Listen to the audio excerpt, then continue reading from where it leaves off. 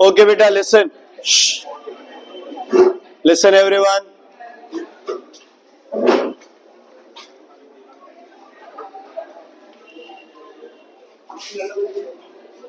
हाँ वो बंद कर दिया।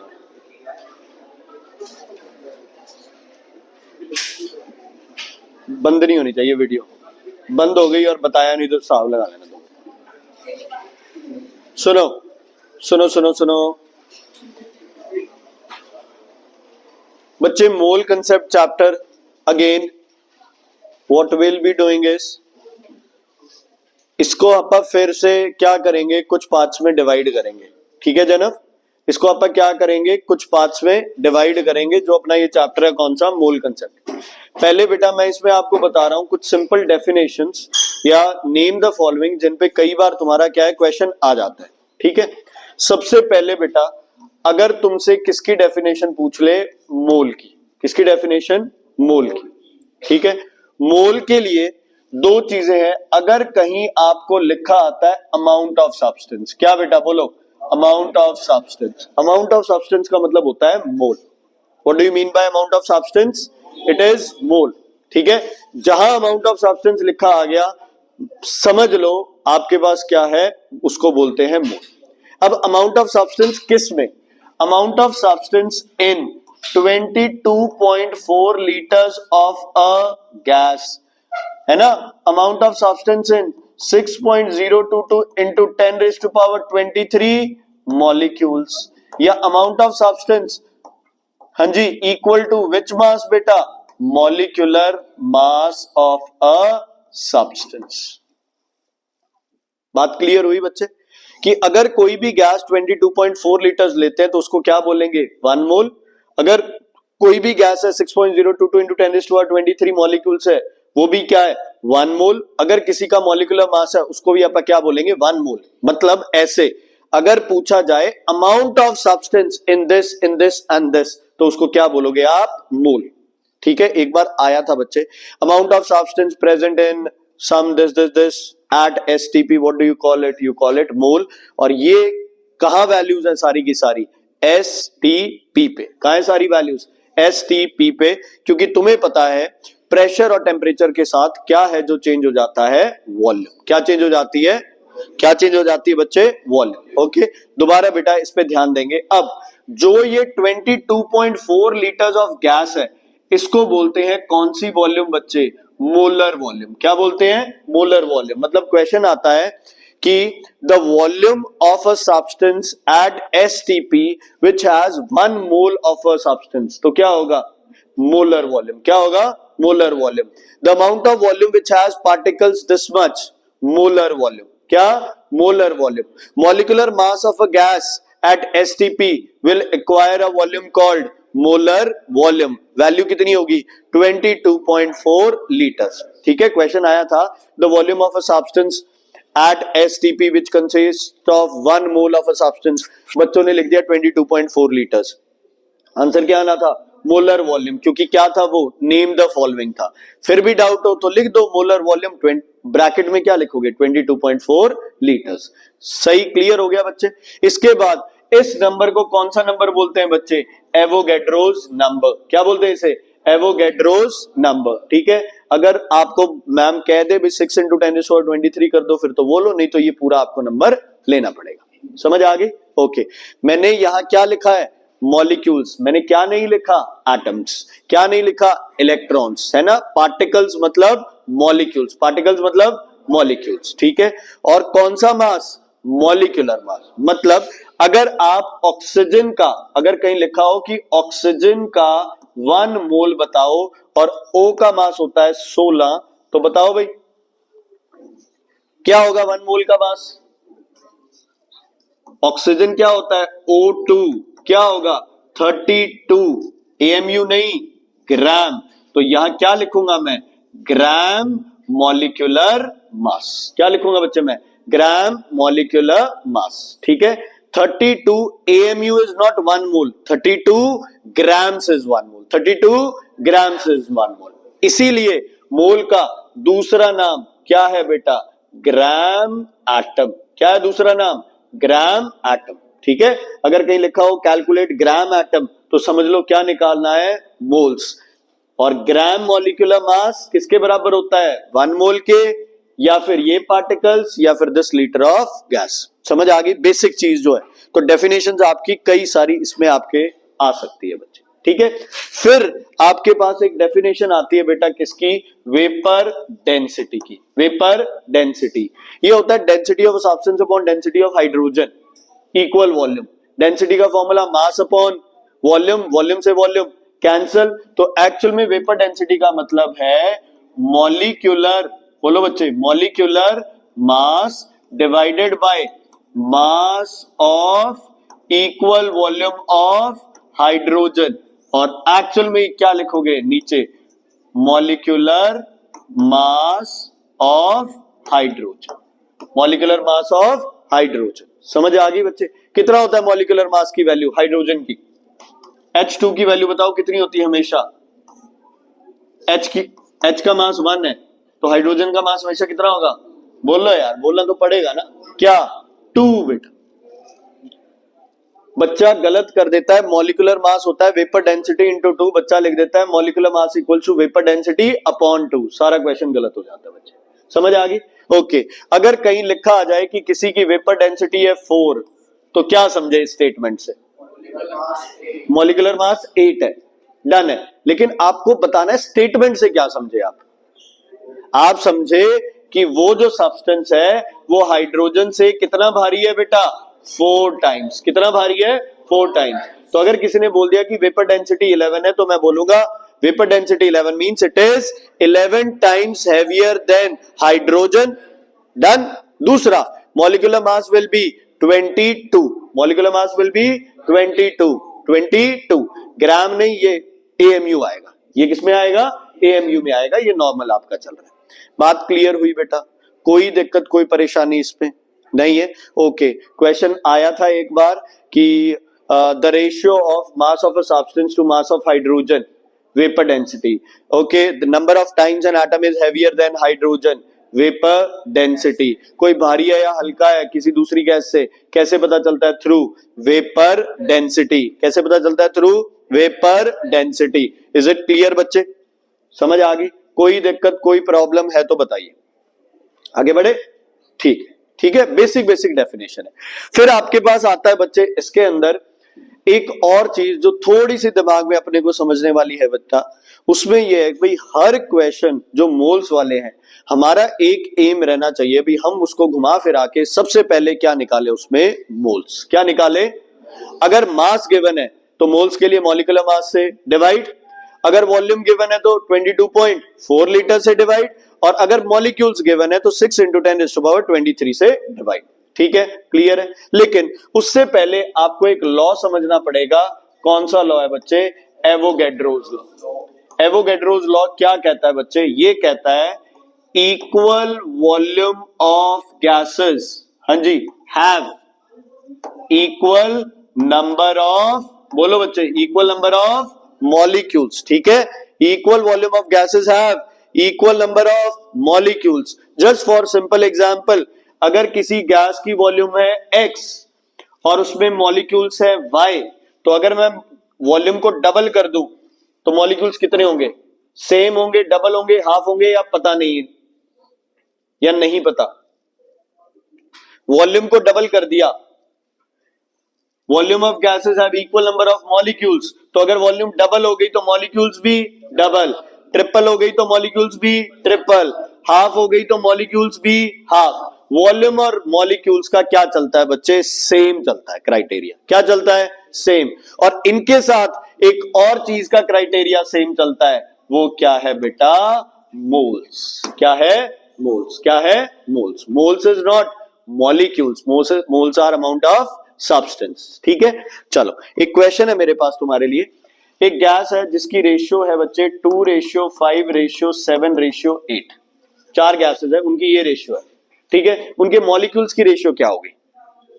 2:5:7:8। उनके मोल्स की रेशियो क्या होगी? 2:5:7:8। अब सवाल है उनके मास की रेशियो क्या होगी? डिफरेंट। क्या होगी? पता नहीं। है ना। उसके लिए आपको क्या चाहिए बच्चे, डिटेल्स। उसके लिए क्या चाहिए, डिटेल्स। क्या चाहिए, ठीक है। लेजर लाइट नहीं मारेगा कोई, बार बार ऐसे हाथ करना पड़ता मेरे को। हाँ जी, 2578। उसके लिए क्या चाहिए तुम्हें, मास चाहिए, और वो मास हमारे पास नहीं। समझ आ गई बच्चे, कोई दिक्कत कोई परेशानी इसमें। आगे बढ़े फिर। ओके, गेलुसेक्स लॉ आप बाद में करेंगे, पहले ये सारी चीजें आप मोल्स वाली है ये कंप्लीट करते हैं। जो इक्वेशन वाला क्वेश्चन आना है बच्चे, वो आना है तुम्हारा चॉइस वाले सेक्शन में, और जो कंपलसरी में आना है वो छोटे छोटे क्वेश्चंस इसके बन के आने हैं। जैसे अभी एक तो ये पूछ लिया मैंने, भाई वॉल्यूम सेम है तो क्या है। ऐसे ही कई बार आपके पास एक क्वेश्चन आता है, जस्ट फॉर सिंपल एग्जांपल, मान लो आपको कोई दे दे क्वेश्चन की 4 ग्राम ऑफ ऑक्सीजन, इसकी वॉल्यूम कितनी है, तो क्या है पहला स्टेप, क्या है अपना, 4 डिवाइडेड बाय 32, क्या आ गया आंसर, 1/8। ध्यान से, जिन लोगों को मैथ्स बहुत बढ़िया आता है, बेफिजूल में अपने को डेसिमल्स में चेंज करने की जरूरत नहीं है। अगर आंसर ही तुम्हें मोल्स पूछा हो, है ना, अगर मोल्स पूछा हो तो ठीक है बच्चे, आप 0.125 लिख सकते हो, कोई चक्कर नहीं, ठीक है, ठीक है। लेकिन अगर तुम्हें मोल्स नहीं पूछे तो मोल्स को क्या रखो, 1/8। इसको बाद में क्या कर लो बच्चे, वॉल्यूम पूछिए तो किससे मल्टीप्लाई करूंगा, 22.4। मॉलिक्यूल्स पूछे तो 6 × 10⁻23 से। समझ आ गई। पहला स्टेप अपना क्या है, अपने को क्या निकालना है, मोल्स। बच्चे 8 से 10 नंबर के क्वेश्चन इस चैप्टर से आते ही आते हैं आपके पास, ठीक, क्लियर है।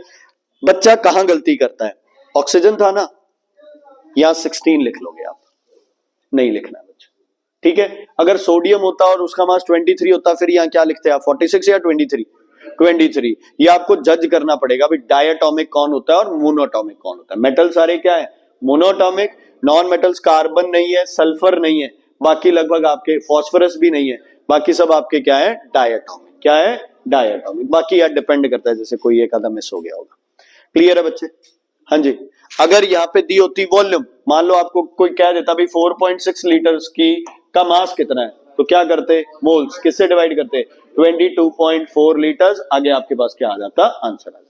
मोल्स आ गए ना बच्चे, उसके बाद अपने आप ही कॉन्फिडेंस आ जाएगा भाई अब तो मैं ये क्वेश्चन 1 सेकंड में सॉल्व कर दूं, ठीक है। एक क्वेश्चन बहुत बार बहुत पेपर में आया है कि आप बताओ मास ऑफ ऑक्सीजन जिसमें 5 ग्राम्स ऑफ कार्बन डाइऑक्साइड जितने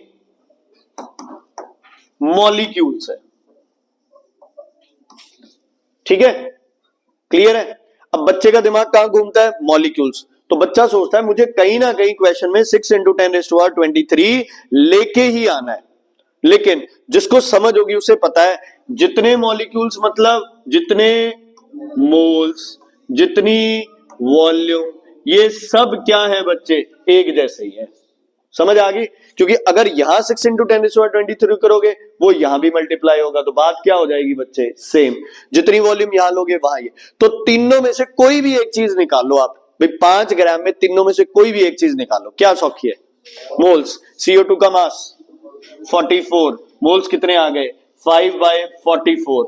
ऑक्सीजन के मोल्स भी कितने होंगे, 5/44। इसने बोला कि उतना ऑक्सीजन बताओ जो कि 5 ग्राम कार्बन डाइऑक्साइड जितने मॉलिक्यूल्स है। हम मॉलिक्यूल्स को काट देते हैं, हम क्या लेंगे उसकी जगह, मोल्स। क्वेश्चन क्या हो जाएगा, आसान हो जाएगा। अब इसका मास बताना है, बताओ किससे मल्टीप्लाई करूं बच्चे, किससे, 32 से, ठीक है। यहां यार गलती हो जाती है 22.4 और वो बकवास नहीं करनी है, 32 से करो, 4 के टेबल पे काटो या जो भी है आंसर आ जाएगा।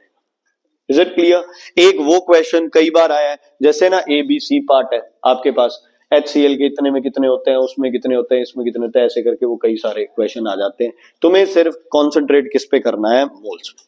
स्कूल में कराया है बच्चे तुम्हें, वो वाला मेथड भी कराया है, वो कौन सा वाला था, वो unitary method. But please I suggest वो मेथड एक बार नहीं यूज करना है, मोल से करो, सारे क्वेश्चन सॉल्व होंगे बच्चे, कोई क्वेश्चन नहीं अटकेगा। तुम्हें 3-4 मेथड करने की जरूरत नहीं है, और अब नहीं 11th 12th में भी तुम्हें ये चीज हमेशा हेल्प करेगी अगर आपको मोल्स निकालने आते हैं। डन है, क्लियर है, कोई बात नहीं लेनी तो, ठीक है, क्लियर है बेटा। ओके, आगे बढ़ते हैं। इसी में ही बच्चे आप, इसी में ही अपने पास एक क्वेश्चन आता है, जब अपनी क्या आ जाती है इक्वेशन, क्या आ जाती है equation. Just for simple example आप एक बड़ी बेसिक इक्वेशन से समझते हैं, जैसे कि कोई बताना इक्वेशन, NH4Cl वाली इक्वेशन भी हो जाएगी अपनी। हाँ जी, प्लस CaOH होल ट्वाइस, क्या बनेगा बेटा जल्दी बताओ, क्या बनेगा, CaCl2 plus NH3 plus H2O। कुछ मूर्ख तो अभी भी अमोनिया को NH4 लिख देते हैं यार, प्लीज ये गलतियां मत किया करो, ठीक है, डन है, ओके। अब इसको क्या करेंगे बेटा आपा, बैलेंस, या बैलेंस्ड है, बैलेंस करनी चाहिए, हाँ। यहां क्या लगाएंगे बच्चे, 2, ओके। यहां भी क्या लगेगा इसमें, 2, हो गई बैलेंस। H देखो 8 और 2 10, हो नहीं हुआ, 2 चाहिए, ये हो गया 2, ठीक है बेटा, ठीक है। ये इक्वेशन आ गई अपने पास, इज इट क्लियर, ओके। एक वैसे ही आइडिया, Ca की हो गए 40 और 32, जल्दी बोलो, 72 और 2 74, एक अप्रोक्सीमेट वैसे ही ले रहा हूं। 74 का आधा 37 का आधा 18.5, 74 का बच्चे, ठीक है। मान लो आपको ये गिवन है क्वेश्चन में कि 18.5 ग्राम आपके पास एल्कली है या कैल्शियम हाइड्रोक्साइड है, ये क्वेश्चन आ गया। इक्वेशन से आपके दो चीजें होती है, या तो होता है गेलू-सेक्स लॉ या फिर होता है ये एवोगैड्रोस लॉ वाला, ये वाली चीज। ये यहां कौन सा लॉ लग रहा है बच्चे, एवोगैड्रोस वगैरह लग रहा है। अच्छा ध्यान से सुनो बच्चे, अब कैसे पता चलेगा भी दोनों में से क्या करना है, क्योंकि दोनों में लिखना तो ये Vm तो सेम लिखना है, लेकिन चीजें बदल जाती है दोनों में। अच्छा यहां क्या लिखा है, ग्राम्स, गेल-लुसेक्स लॉ का दूसरा नाम क्या है, या उसी को ही कंटिन्यू क्या बोलते हैं, गेल-लुसेक्स लॉ ऑफ कंबाइनिंग वॉल्यूम्स, क्या बोलते हैं उसे, कंबाइनिंग वॉल्यूम। वॉल्यूम के सिवाय उस लॉ में कोई बात नहीं होगी। हाँ ये अलग चीज है भी, पहले गेलू-सेक्स लगा के आप वॉल्यूम निकाल रहे हो और उसके बाद उसमें कोई मास वास पूछ ले, लेकिन अगर ऐसे मास पूछे तो सीधा सीधा कौन सा है बच्चे, ये मोल्स वाले क्वेश्चन है। कौन से हैं, मोल्स। तो सबसे पहले क्या लिखूंगा मैं यहाँ पे, 2m, बोलो बच्चे जल्दी बोलो, क्या लिखेंगे, 2m 1m 1m 2m 2m। This is only and only for ratio, this is only and only for ratio, इसका कोई मतलब नहीं है, ये नील नहीं लेंगे क्योंकि ये गेल-लुसेक्स लॉ नहीं है, ये वाटर है प्रॉपर, ठीक है। अब हमें क्या गिवन है क्वेश्चन में, पहले ये देखो 18.5 ग्राम ऑफ कैल्शियम हाइड्रोक्साइड, तो सबसे पहले इसके क्या निकाल लेंगे आपा, ठीक है। अगर 1 मोल ये होता है तो सब ये 2 चाहिए, ये 1 बनेगा, ये 2 बनेगा, ये 2 बनेगा, अपने को पता है ये चीज, ठीक है। लेकिन अगर आपके पास 18.5 ग्राम ऑफ कैल्शियम हाइड्रोक्साइड है तो कितने मोल्स बनेंगे, ये दिमाग अपने को अब लगाना है। तो डिवाइड बाय क्या करूंगा मैं, इसका मास कितना है, इसका मास 74, साइड में मैंने ये कर लिया, मेरे पास मोल्स आ गए 0.25 मोल्स, ठीक है। अब बच्चे देखो इतना मैथ्स तुम्हें लगाना पड़ेगा भाई, ये डबल हुआ है, हाफ हुआ है, कितने टाइम्स हुआ है, इतना तो यार देखो ये तो सौखा है, कई बार 2 3 5 7 ऐसे आ जाता है, तो उसमें तो यार तुम्हें रेशियो देखो बनानी पड़ेगी अपने हिसाब से। यहां बड़ा सौखा है, या तो ऐसे कर लिया करो भाई, ये कितने टाइम्स हो गया, 4th हो गया ना, 1/4, तो ये भी 1/4, ये भी 1/4, ये भी 1/4, ये भी 1/4, एक तो ये तरीका है। दूसरा है ये 1 था, ये भी 1 है, तो जो ये होगा वो ये होगा, है ना। ये क्या हो गया, डबल, तो ये भी क्या हो गया, डबल, ये क्या हो गया, डबल, है ना। इधर से ये क्या हो गया, डबल, ठीक है, हो गई। अब बेटा कोई दुनिया में ऐसा सवाल नहीं बना है भाई ये करने के बाद आपसे सॉल्व ना हुआ। क्या पूछा है, इसका मास पूछा है तो 0.5 इंटू इसका मास। अब पता है क्या गलती होगी, ध्यान से सुनना। मान लो इसका मास क्या है बेटा, इसका मास हो गया 14 + 4 + 35.5,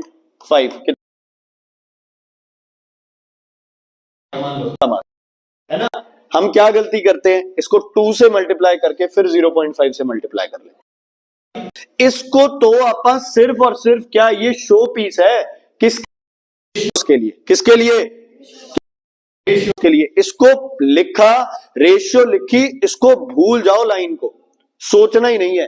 ये वहां यूज होता था जहां तुम्हारा कौन सा मेथड चल रहा था, ये यूनिटरी मेथड चल रहा था कि 50 ग्राम के इतने, 10 ग्राम के इतने, ऐसे कर, ठीक है। आपसे पूछा सीधा मल्टीप्लाई करो 53.5 से, मॉलिक्यूल्स पूछे 6 × 10⁻23 से, वॉल्यूम पूछी है किसकी, अमोनिया की 22.4 से, मॉलिक्यूल्स पूछे 6 × 10⁻23 से।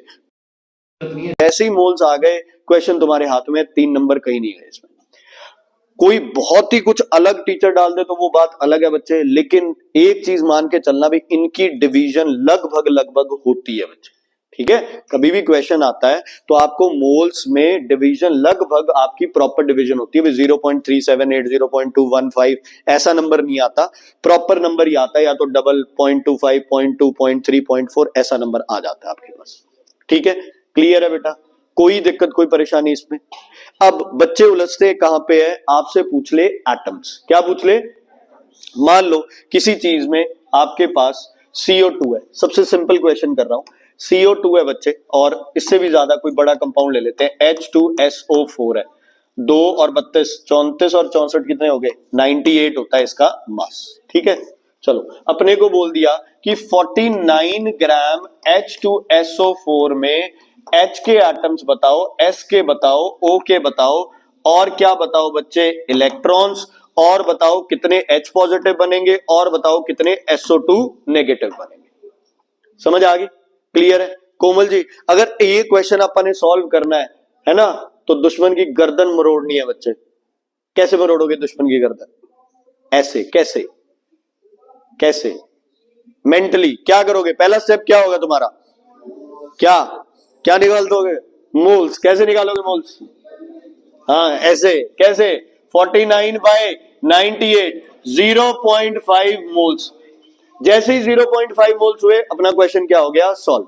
स्टेप वाइज आपसे पूछे H के एटम्स, S के एटम्स, O के एटम्स, जो 6 × 10⁻23 होता है वो क्या बताता है, एटम्स या मॉलिक्यूल्स, मॉलिक्यूल्स। एटम्स के लिए पहले क्या चाहिए अपने को, मॉलिक्यूल्स, तो निकाल लो मॉलिक्यूल्स, 6 × 10⁻23, क्या आंसर आएगा, 3 × 10⁻23 आ गया आंसर।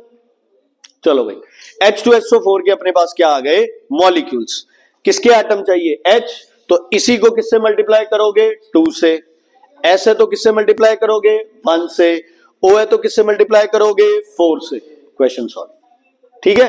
अभी भी नहीं, इलेक्ट्रॉन पूछ लिए टीचर ने, है ना, ज्यादा तेज है तो सबके इलेक्ट्रॉन गिन दो। हाइड्रोजन में कितने इलेक्ट्रॉन होते हैं, 1, 2 है तो 2, प्लस सल्फर का एटॉमिक नंबर, यहां 32 नहीं लिखना बच्चे, एटॉमिक नंबर, क्या एटॉमिक नंबर कितना होता है सल्फर का एटॉमिक नंबर 16, प्लस ऑक्सीजन का एटॉमिक नंबर 8, कितनी है ऑक्सीजन 4, तो टोटल कितना हो गया 32, क्या आ गया 50, किससे मल्टीप्लाई कर दोगे इसको 50, ठीक है। ओके, ये वाले यार मुझे नहीं आते, तुम बताओ। H पॉजिटिव निकालने तो किससे मल्टीप्लाई करो, 1 से, है ना, क्यों, क्योंकि H2SO4 एक H पॉजिटिव बनाता है, कितने बनाता है, 2, कौन सा एसिड है, डाइबेसिक, क्या है, डाइबेसिक, तो इसके लिए क्या करना है, 3 को किससे मल्टीप्लाई कर देना है, 2 से, क्योंकि सारी चीजें बनेंगी किससे यार, मॉलिक्यूल से ही बननी है ना, तो किससे मल्टीप्लाई कर दो इसको, 2 से। ओके हार्दिक, इसके लिए क्या करें, 1 से मल्टीप्लाई कर दो, सीजल सही कह रही है, SO4 बनाने के लिए 1 से मल्टीप्लाई करें, 2 से, 3 से, कितनों से, एक H2SO4 कितने SO4 बनाएगा, 1, तो किससे मल्टीप्लाई कर दो, 1 से, किससे मल्टीप्लाई कर दो, 1 से। घबराना नहीं है यार क्वेश्चन देख के, ठीक है, मोल्स तक तो जाओगे ही जाओगे, मोल्स चले गए ना फिर सारा आराम से सॉल्व हो जाएगा। कोई दिक्कत ऐसे क्वेश्चंस में है तो बताइए, नहीं तो फिर आप अगले स्टेप पे जाते हैं। क्लियर है बेटा, हाँ जी ठीक। इसके बाद बच्चे अगला टॉपिक जिससे क्वेश्चन पक्का आना है, बहुत बढ़िया, पिछले साल जैसी किस्मत हुई बच्चे, पिछले से पिछले साल था शायद, उसमें 2 नंबर का क्वेश्चन आ गया तुम्हारा उसमें कंपलसरी में, और 3 नंबर का तुम्हारा टेबल वाला क्वेश्चन आ गया किसमें, चॉइस वाले सेक्शन में, ठीक है। 5 नंबर का क्वेश्चन आ गया। टॉपिक है तुम्हारे पास एम्पेरिकल फॉर्मूला। एम्पेरिकल फॉर्मूला क्या होता है, सिंपलेस्ट होल नंबर रेशियो। और मॉलिक्यूलर फॉर्मूला क्या होता है बेटा, molecular formula actual number of atoms in a molecule. हाँ जी, simple whole number ratio of atoms क्या बोलोगे उसे, empirical formula, and actual number of atoms को क्या बोलोगे, मॉलिक्यूलर फॉर्मूला। क्या बोलोगे, मॉलिक्यूलर फॉर्मूला। दिवांश का है, अच्छा आज एब्सेंटीज नहीं डाला ना। मॉलिक्यूलर फॉर्मूला एक्चुअल होगा आपका ये, और रेशियो वाला है। अच्छा, एक तो इससे आ जाता है सिंपल क्वेश्चन, कई बार क्वेश्चन आ जाता है CH3COOH, इसका बताओ एम्पेरिकल फॉर्मूला, है ना। कई रट्टू तोते होते हैं बेटा, क्या करेंगे वो CHO, फिर यहाँ पे क्या लगाने लग जाएंगे, वो पूरा मेथड लगाने लग जाएंगे। यार जब आपको फॉर्मूला ही गिवन है तो फिर क्या दिक्कत है तुम्हें, है ना। या तो फॉर्मूला ना हो तो बात है, क्या करेंगे इसको इकट्ठा, C2H4O2 कैंसिल कर दो, CH2O आ गया आपके पास एम्पेरिकल फॉर्मूला। ठीक है रिदम जी, एक सवाल है, एक कंपाउंड है XYY3 X5Y3, क्या ये एम्पेरिकल फॉर्मूला है? क्या ये मॉलिक्यूलर फॉर्मूला भी हो सकता है? हो सकता है, समझ आ गई। कई चीजों के एम्पेरिकल फॉर्मूला और मॉलिक्यूलर फॉर्मूला क्या होते हैं बेटा? हाँ जी, क्या होते हैं एम्पेरिकल और मॉलिक्यूलर फॉर्मूला?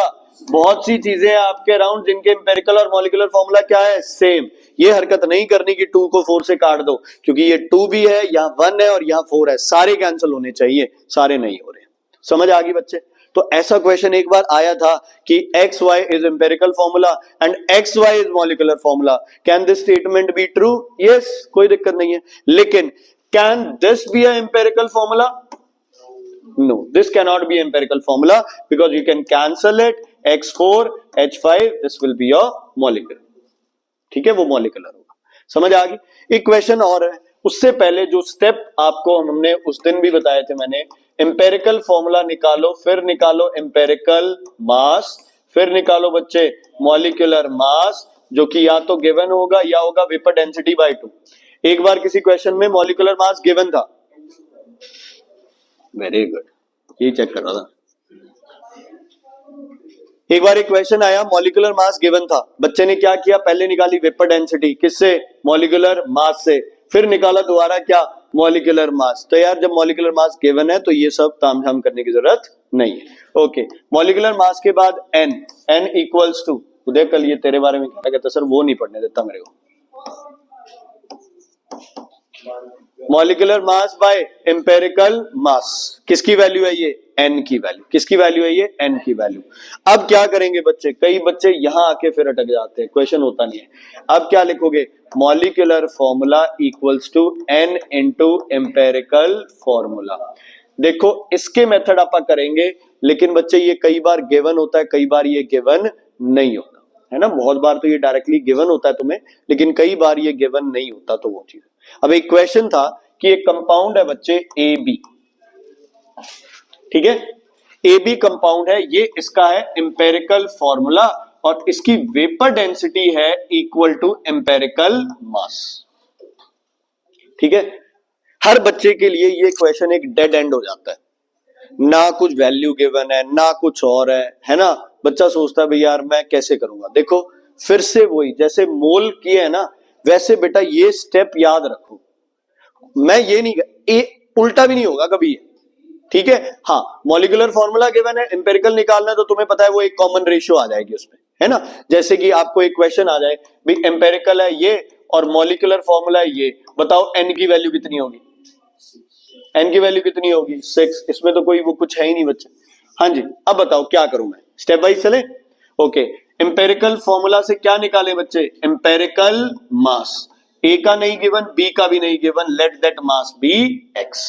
ठीक है, अब वेपर डेंसिटी भी कितनी होगी बेटा, x।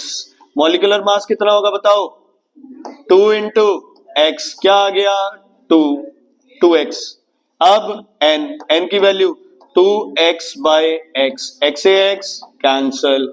मॉलिक्यूलर फॉर्मूला क्या आएगा, AB को 2 से मल्टीप्लाई कर दिया, A2B2, A2B2 हो गया ना क्वेश्चन। जो क्वेश्चन यहां खत्म हो गया था अपने लिए, अगर आप पूरे स्टेप वाइज सॉल्व करें तो वो क्वेश्चन क्या चलता है, यहां तक चलता है। वो बेटा उस चीज में पक चुके हैं, वो उनको पता है किस टाइम रोक लेना है आप खुद को, तेरी तरह नहीं है। वो कुछ बोल के चुप हो जाते हैं, तू ऐसे करके लगा पड़ा है, भाई पढ़ लेना तू। अब इस टाइम लाइफ में नए एक्सपीरियंसेस जरूरी हैं, पुराने चलने दे। हाँ जी, क्लियर है, क्लियर है कि नहीं, ये जानबूझ के मजे ले रहे हैं तेरे और तू ऐसे दे रहा है मजे इनको। हाँ जी, क्लियर है। एम्पेरिकल फॉर्मूला, एम्पेरिकल मास, मॉलिक्यूलर फॉर्मूला, और ये आ गया आपके पास पूरा सवाल। क्लियर है बेटा, ओके। अब मुझे नहीं लगता कि किसी बच्चे को ये वाले मेथड नहीं आता, बट स्टिल बच्चे अगर नहीं पता है, मान लो आपके पास एक कंपाउंड है, ठीक है, जिसमें कार्बन है, हाइड्रोजन है, ऑक्सीजन है। मान लो आपके पास एक हाइड्रोकार्बन है जिसमें कार्बन की परसेंटेज गिवन है, हाइड्रोकार्बन, तो दूसरा एलिमेंट क्या होगा, हाइड्रोजन, और उसकी 100 में से परसेंटेज को क्या कर लोगे, माइनस।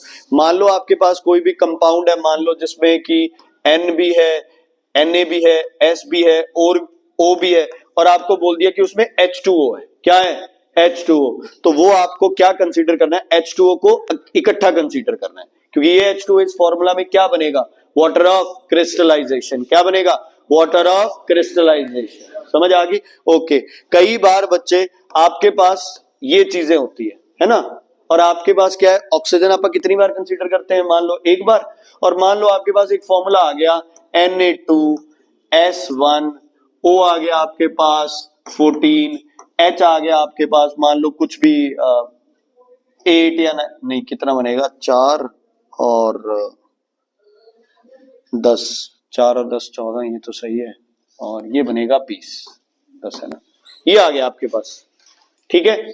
और क्वेश्चन लिखा हुआ है कि all hydrogen will be in the form of water of crystallisation. क्या लिखा है बच्चे, ऑल हाइड्रोजन, ये बताऊंगा सारा method, all hydrogen is in the form of water of crystallisation.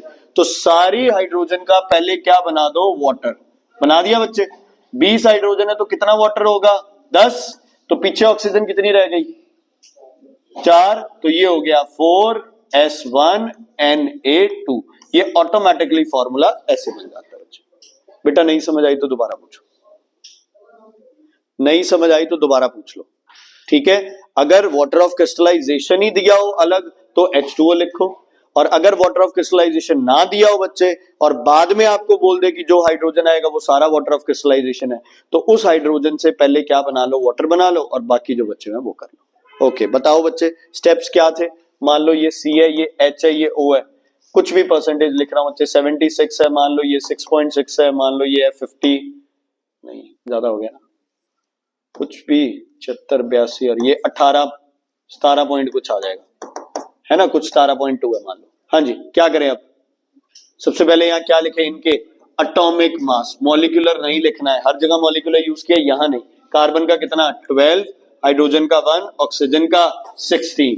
इसको इससे क्या कर दोगे बच्चे, डिवाइड, डिवाइड करने के बाद यहाँ क्या आ जाएगा, नंबर, क्या नंबर आ जाएगा, कुछ भी, मान लो यहाँ आ गया 6.6, ये आ गया 6.6, ये बच्चे मान लो आ रहा है 1 पॉइंट कुछ भी, मतलब 8 कुछ भी आ रहा है, नहीं आएगा 1 पॉइंट कुछ भी, ऐसे नंबर आ रहा है, या 1.66 है ना, तो 1.2 कर लेते हैं, 1.32 33 6 कर लेते हैं, चलो देखते हैं, ठीक है बच्चे, कुछ भी एक नंबर आ गया आपके पास।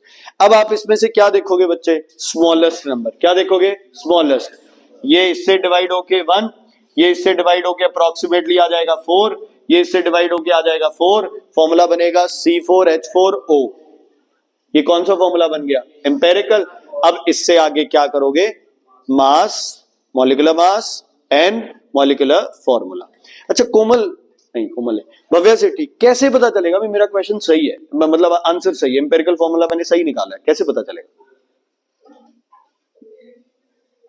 कट नहीं होगा वो, है ना, बाय चांस, बाय चांस यहाँ पे तुम्हारा आंसर 2 आ रहा था, तो जब फॉर्मूला लिखोगे, जब वो कट होगा तो समझ जाओ कि यार तुमने क्वेश्चन गलत किया। बट ये भी ना समझो कि कोई नहीं, गलत है तो काट के आप करेंगे वो आंसर सही हो जाए, नहीं, तुम्हारी कहीं ना कहीं डिवीजन में दिक्कत है, ठीक है। मान लो यहां आंसर आ रहा था मेरे पास 1, यहां आंसर आ रहा था 3.5, क्या करें, 2 से मल्टीप्लाई, इसको या सारे को, सारे को, ये हो जाएगा 8, ये हो जाएगा 7, ये हो जाएगा 2, फॉर्मूला बनेगा C8H7O2। कैसे पता चलेगा, सारे कैंसिल नहीं हो रहे, सारे कैंसिल नहीं हो रहे, मैं इसको यहां से हटा, ठीक है, ओके। एक और क्वेश्चन था बच्चे, C आपको दे रखा है 0.06 ग्राम्स, और हाइड्रोजन आपको दे रखा था, कुछ था बच्चे 1.5 ग्राम करके, कुछ ऐसे कुछ था, आई डोंट रिमेंबर एग्जैक्टली।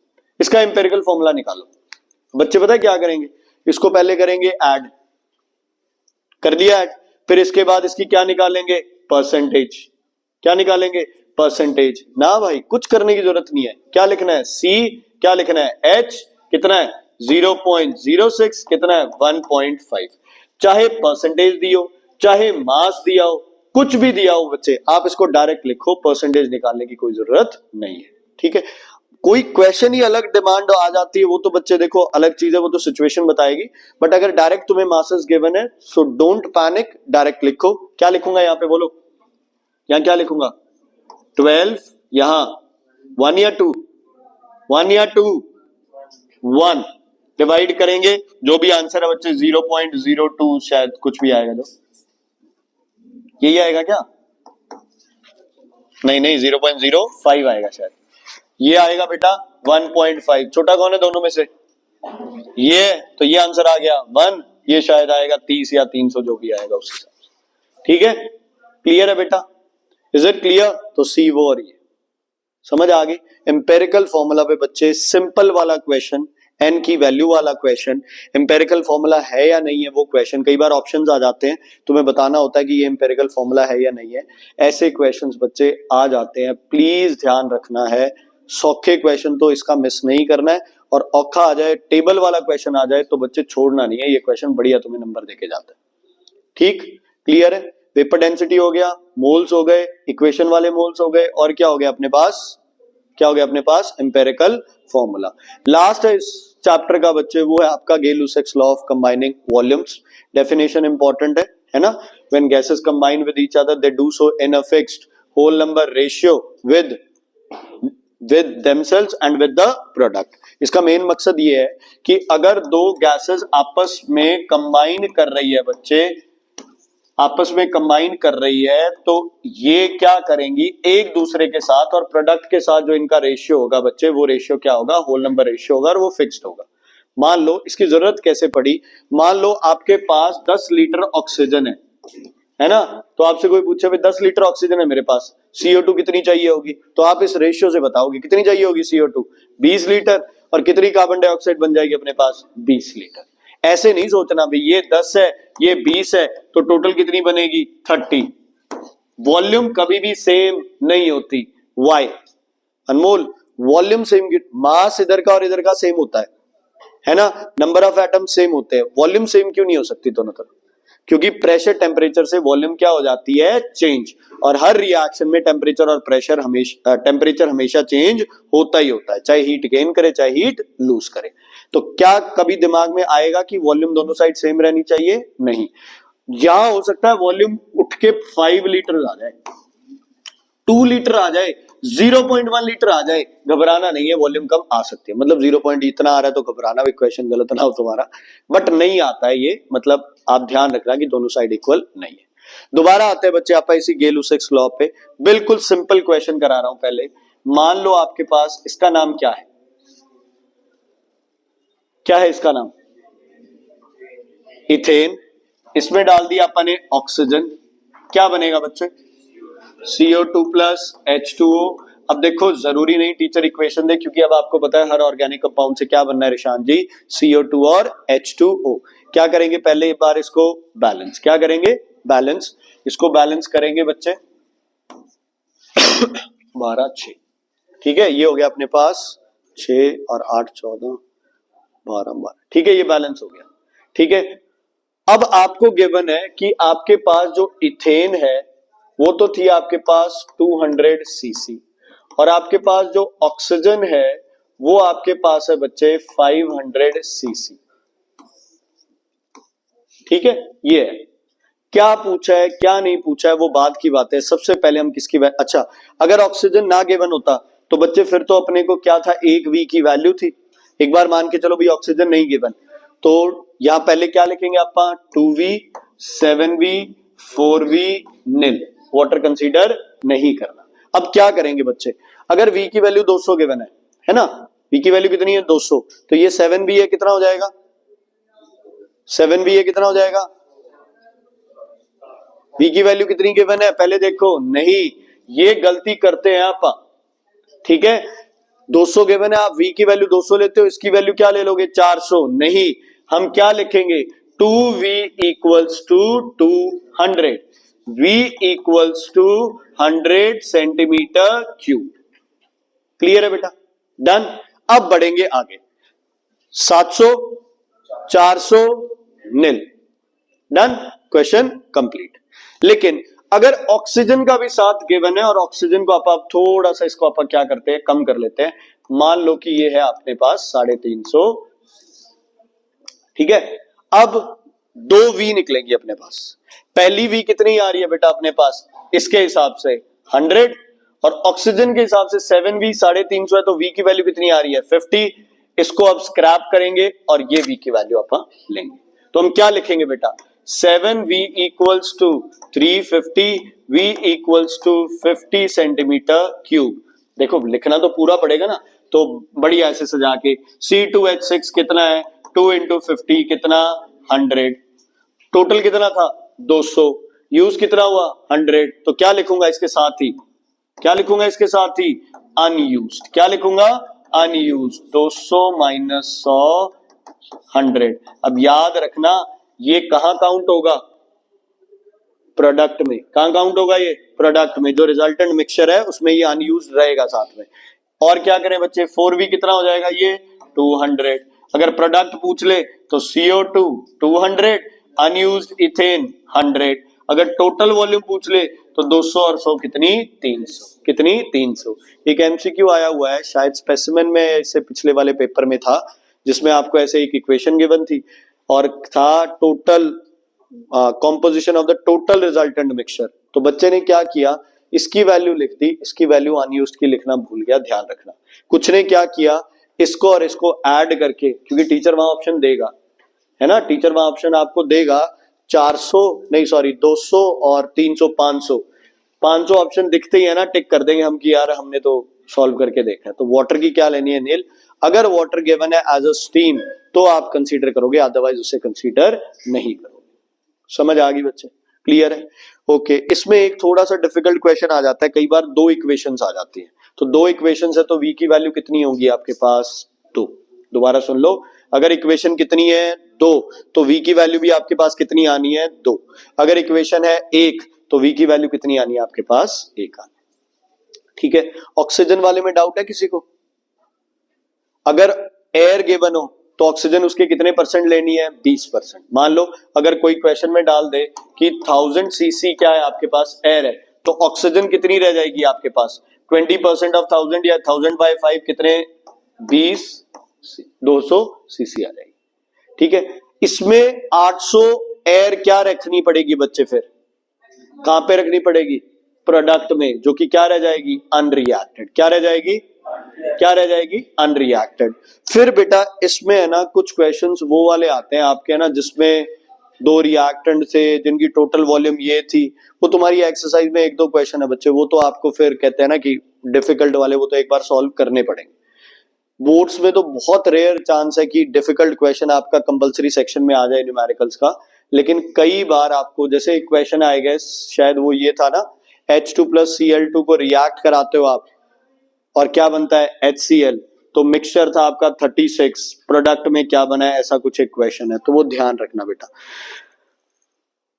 एक और चीज, मतलब कभी नहीं आया, इतने सालों में नहीं आया कभी, कई बार वॉल्यूम पूछ लेते हैं कि वॉल्यूम बताओ अगर आप टेम्परेचर और प्रेशर चेंज कर दोगे।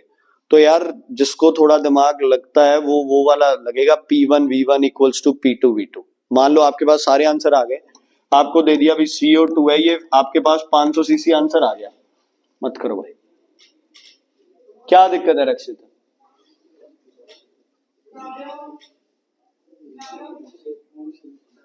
है?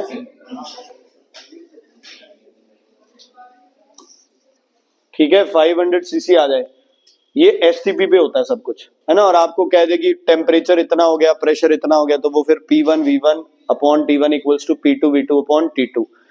ये क्वेश्चन यार वैसे उसमें आता है एडिशनल में, उसमें चॉइस वाले में, बट स्टिल अगर किसी को सॉल्व करना है तो इसकी ट्रिक ये है, अगर आपको टेम्परेचर प्रेशर पे आपको निकालना आ जाए कुछ, तो बच्चे फिर आप ये P1 V1 वाला वो कंसेप्ट लगाओगे, नहीं तो नहीं लगाओगे।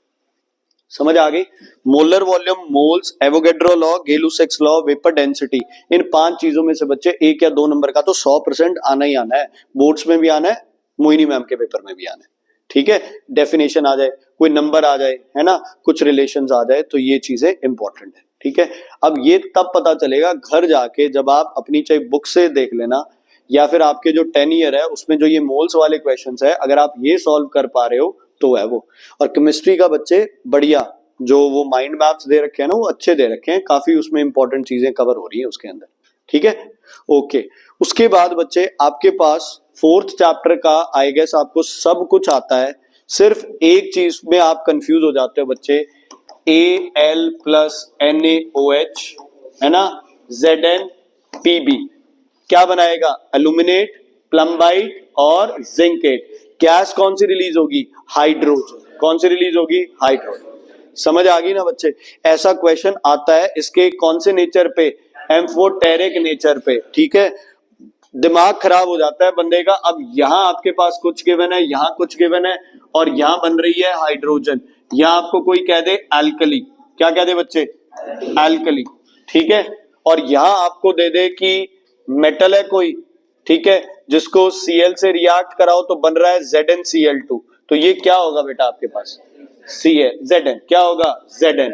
ये कौन सा नेचर है एल्कली के साथ रिएक्शन करना, एम्फोटेरिक। मतलब एल्कली और बेस, एल्कली और एसिड दोनों से रिएक्ट करने को आप क्या बोलते हो, एम्फोटेरिक नेचर, ठीक है।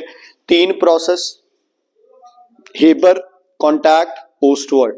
कोई दिक्कत है उसमें, मुझे नहीं लगता कि किसी को कोई प्रॉब्लम आएगी। कौन कौन से बोलो दोबारा, कॉन्टैक्ट किसके लिए, सी सल्फ्यूरिक, ओस्टवर्ड नाइट्रिक, है ना, NOP nitric acid, Ostwald P for platinum, ठीक है, कैटलिस्ट भी हो गया। और कॉन्टैक्ट का कैटलिस्ट वेनेडियम पेंटाऑक्साइड। पिछली बार 4 प्रोसेस आई, चारों के कैटलिस्ट आ गए बच्चे, ठीक है। कैटालिटिक ऑक्सीडेशन ऑफ अमोनिया किसकी स्टार्टिंग है,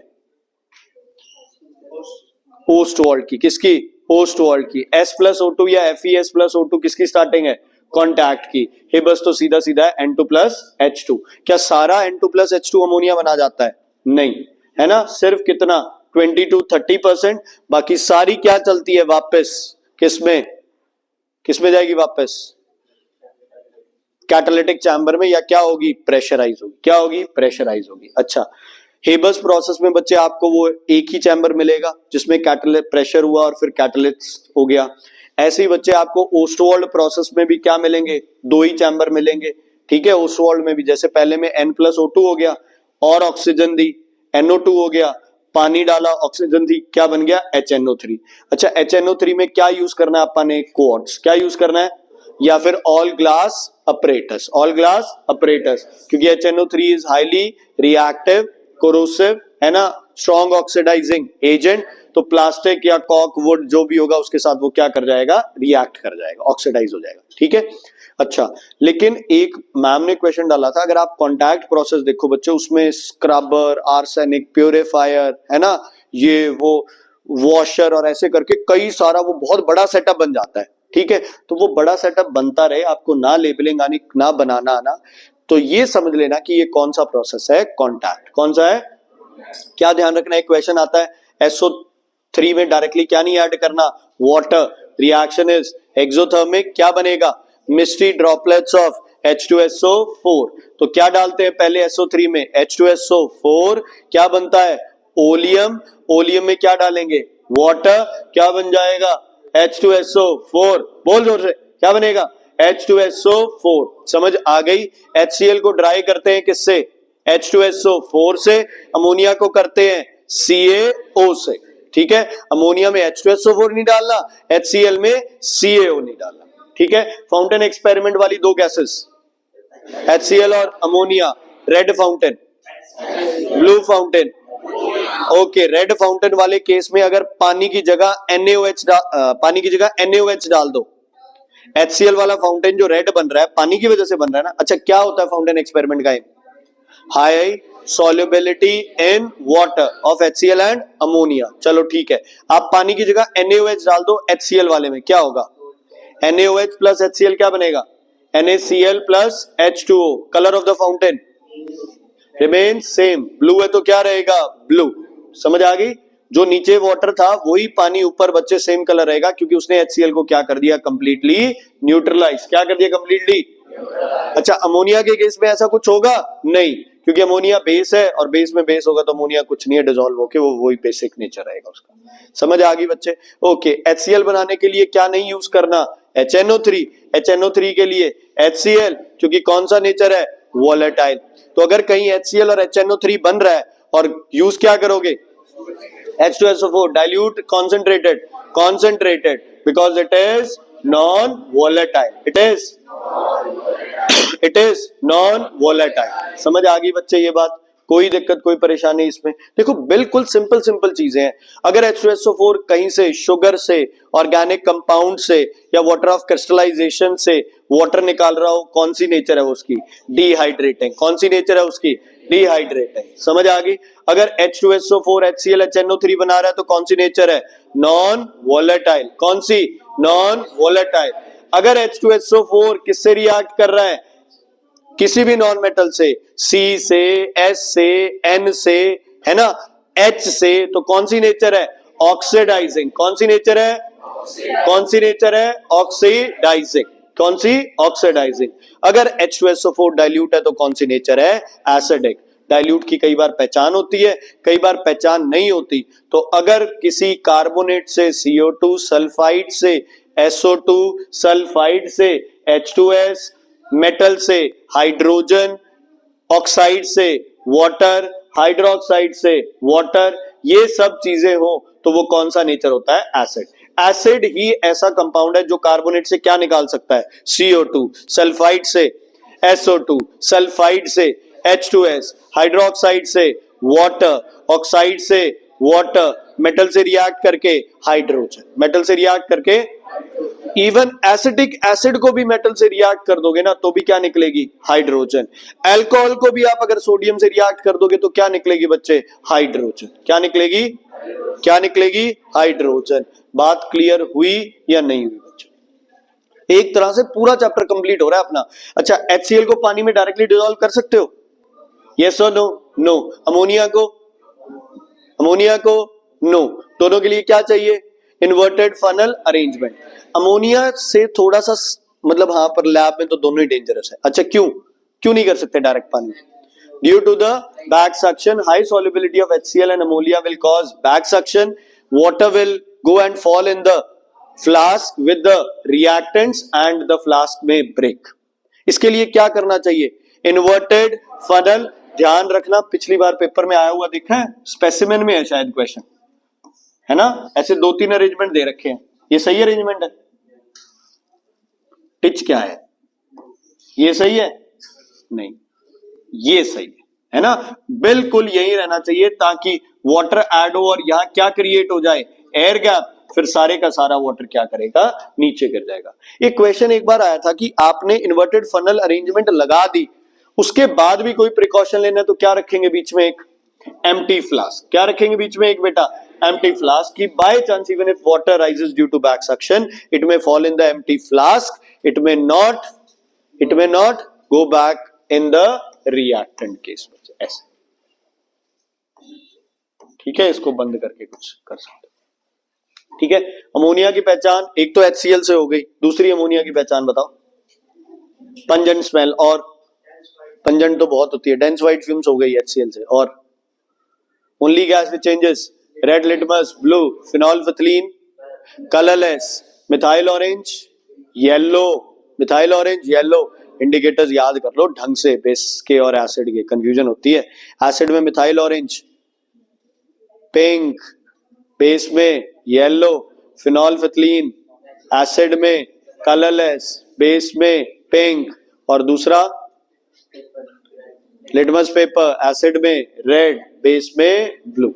ठीक है बच्चे, अमोनिया की और कोई पहचान? If the solution of ammonia is treated with copper sulphate it will turn into deep blue solution of tetrammine copper hydroxide. ये सिर्फ अमोनिया करता है ना, क्योंकि अगर फेरस वगैरह ये डालोगे तो ये तो कोई भी हाइड्रोक्साइड करेगा। अच्छा, एक और अमोनिया की पहचान है, रिड्यूसिंग एजेंट है। किसका रिड्यूसिंग एजेंट है? CuO। CuO का कलर ब्लैक। क्या बनाता है CuO से? Cu का कलर रेडिश ब्राउन। क्या कलर है? Reddish brown. ठीक है, प्लस कौन सी गैस बनेगी? N2 प्लस H2O, ठीक है। और अगर कैटालिटिक ऑक्सीडेशन कर दे अमोनिया की तो कौन सी गैस बनेगी? NO। कौन सी? NO। अमोनियम नाइट्रेट को तोड़े तो कौन सी? Laughing gas. कौन सी? Laughing gas. अमोनिया डायरेक्टली कभी भी NO2 नहीं बनाती है, या तो N2 बनाएगी या क्या बनाएगी? क्या? N2। क्या? N2। अमोनिया की क्लोरीन के साथ दोनों रिएक्शंस, ठीक है। क्लियर है बेटा? समझ आ गई? तो कल आप करेंगे ऑर्गेनिक, है ना, और इलेक्ट्रोलाइसिस, और वो दोबारा कराना है मेटालिक वाला। तो बच्चे फिर पेपर कब सॉल्व करोगे? मुझे तो कोई दिक्कत नहीं है, 7 को पेपर है। 7 को? अच्छा, तुम्हारा अगर पेपर 8 को करते तो 9, 10, 11, 12, 13, फिजिक्स को कम टाइम मिलेगा यार। 7 को ही है पेपर, तो 7 को ही है। चलो कल ऑर्गेनिक करते हैं, उसके बाद मेटलर्जी, और उसके जो 3 प्रोसेस है वो ही करने हैं अपन, ही कर लेंगे।